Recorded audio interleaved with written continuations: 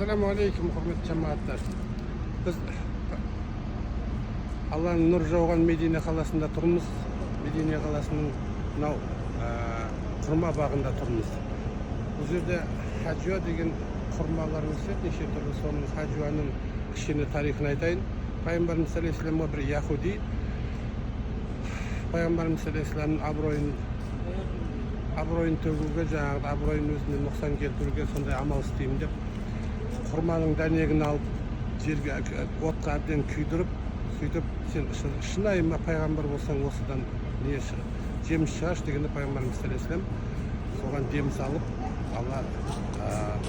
Алланың қалауымен содан жаңағыдай жерге көмгенде хаджуа деген құрма өсіп шығады. Бұны Пайғамбарымыз саллаллаху алейхи вассалам айтқан екен. Енді үмбеттерім, бұл құрманың қасиеті біріншіден аты хаджуа дейді, яғни біздің қазақ тілінен аударғанда мазақ қылу, әжуа деп аталады. Сол себептен біздің тіліміз, араб тілімен көп сөздеріміз кеп тұр.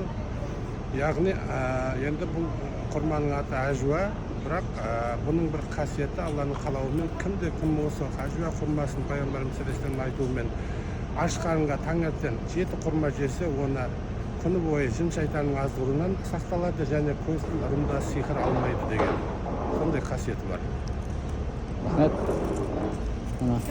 Құрма осындай пальма сияқты ағаштарда өседі екен. Екінші айында өседі дейді арабтардың.